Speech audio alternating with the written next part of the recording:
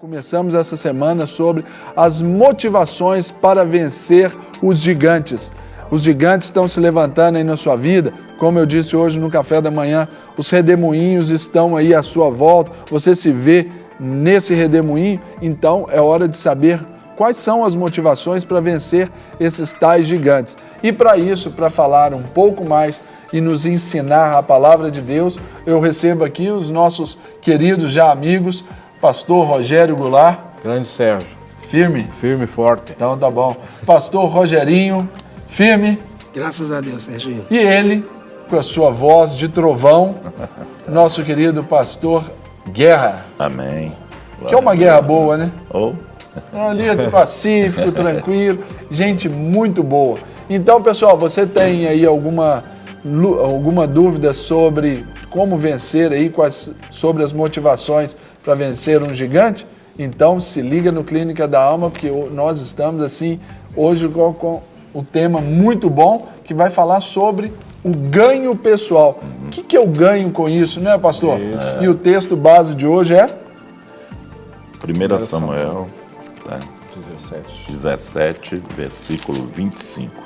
Fala assim: e diziam os homens de Israel: viste aquele homem que subiu, pois subiu para afrontar a Israel. Há de ser, pois, que o homem que ferir, o rei enriquecerá de grandes riquezas, e lhe dará a sua filha e fará livre a casa de seu pai em Israel. Então, a promessa aqui é boa, né? Isso. A recompensa é boa, né? Isso, a oferta é boa.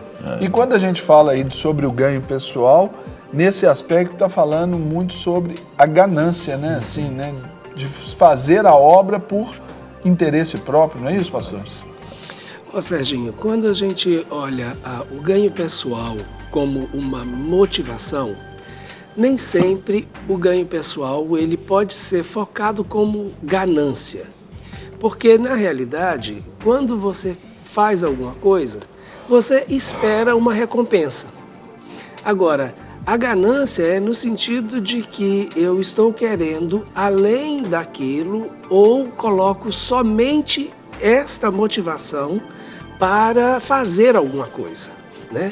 E não é o caso. Nós estamos vendo hoje uma das motivações, uma das situações que pode nos motivar a nos levantar para enfrentar situações e adversidades. Então, quando a gente pensa no sentido da ganância, ela fica uma motivação com um aspecto negativo. Mas o que nós queremos enfatizar é que isso é um aspecto positivo.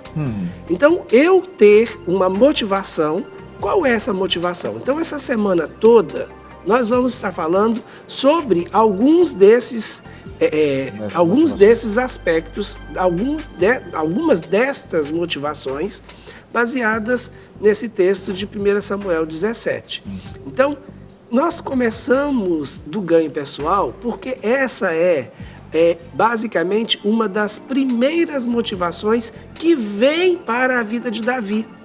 Davi, quando ele chega no arraial, né, segundo o contexto, né, de 1 Samuel 17, que ele foi lá, ele não era um guerreiro. É interessante a gente colocar isso. Ele foi para levar algumas coisas para os irmãos que estavam em guerra, que o pai mandou, e para saber notícias que o pai também queria saber a respeito dos irmãos e da guerra. Então Davi chegou ali sem saber o que estava acontecendo. E ele chega e encontra uma situação, um exército filisteu de um lado, o exército de Israel do outro, a guerra não estava acontecendo e se levanta alguém, que no caso é o gigante, né, para afrontar, e nós vamos ver esse aspecto depois, no outro dia, né, que é a questão da afronta. Aí então, e Davi pergunta, o que está acontecendo? Né? E é interessante, gente, que Davi foi, além de levar suprimento para os irmãos, ele foi com a incumbência dada pelo pai de saber notícias. Porque às vezes você pensa assim, o que Davi tinha que ficar ali perguntando? Que foi o comentário dos irmãos, né? O que você está fazendo aqui, fedelho? Vai para lá cuidar das ovelhas. Mas ele estava ali cumprindo uma função, uma obrigação. E aí, então, eles já vêm e já falam com Davi que havia uma situação que o gigante estava afrontando, né, o gigante filisteu estava afrontando o exército de Israel, mas o rei, como não tinha ninguém se manifestado para levantar e enfrentar o gigante, o rei estava oferecendo. E ali no texto nós vimos 3 níveis, né, de benefícios. Sim. Uma, riquezas. Sim. A outra, receber a filha do rei como esposa, né? Então, filha do rei é princesa, então ele ia automaticamente ser inserido Na né, família na real. família real, ia fazer parte, né, sentar-se à mesa do rei, que isso é algo extremamente interessante para muitos, e também a família ficar livre de impostos. E essa é uma questão que Davi ouve, e ouve por mais de uma vez. Então, o povo estava realmente pensando de que isso era uma boa motivação. O rei pensou que isso seria uma boa motivação. Não foi a motivação necessária, porque apesar do rei já ter feito isso, ninguém ainda tinha se levantado. Entendeu? Mas é uma motivação legítima.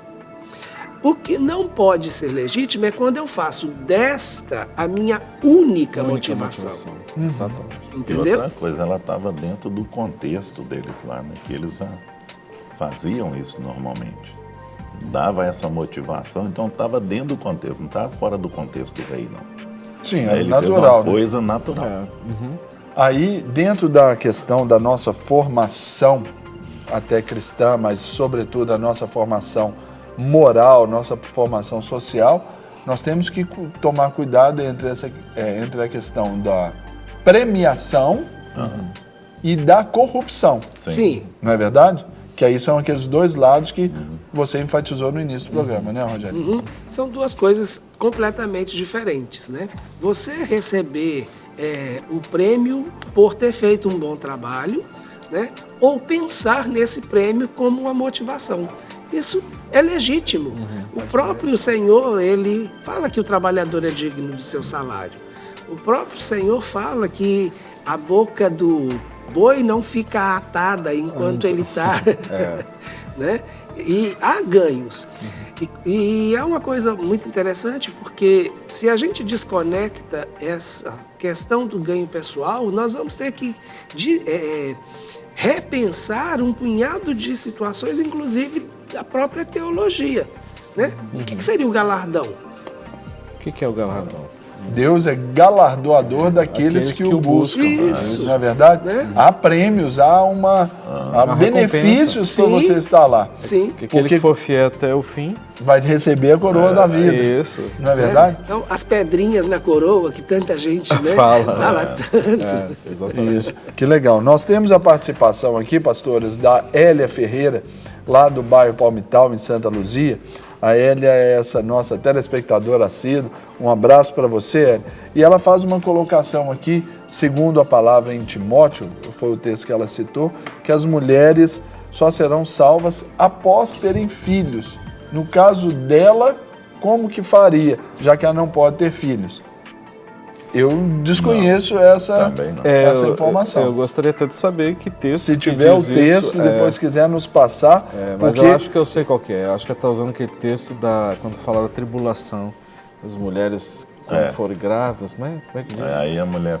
Né, Como é que é? Eu tô ai das esquecendo. porque assim, grávidas, até né? fora do contexto. né? Fica complicado. Ai das grávidas, né? Porque normalmente Só se é esse o texto, mas eu o filho vai desconheço também. subir e ela vai Não, ficar. mas a salvação é para tem nada a ver, todos, velho. não é? Não tem, E não. depende do quê? Dessa confissão a Jesus como seu Senhor e seu Salvador, né? A Bíblia diz, aquele que crê e for batizado, esse será salvo. Não é verdade? Independente de solteiro, de casado. Se ter filhos ou não ter tem filhos, exigência nenhuma. Isso é uma condição a todo aquele que entrega a sua vida ao Senhor Jesus e o Senhor vem habitar no seu coração. Esse é o selo. É o selo de que nós vamos morar num lar que Ele foi preparar e diz o texto que lá tem muitas moradas. Então, para todos aqueles que um dia confessaram o Senhor como Senhor e Salvador das suas vidas. Né? Então, essa é a condição básica, única. Bacana.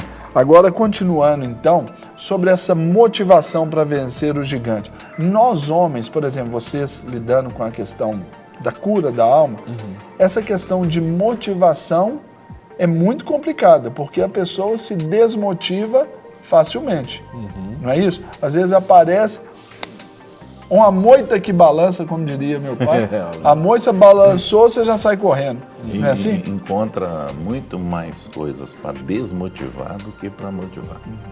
E muitas vezes as pessoas elas se desmotivam por pequenas coisas, que vem e o inimigo usa isso para amarelar a pessoa como o exército lá amarelou, e ela recuar. Então, talvez precise até de uma motivação no sentido de incentivo para que a pessoa continue na caminhada que ela está. E muitas vezes a gente tem que usar uns tipos de motivações mesmo, baseado na Bíblia, você entendeu? Né? Busque que você vai achar, né? Bate que vai abrir para você a porta e tal. Mas assim, então tem certas coisas que vão ter que ser motivadas.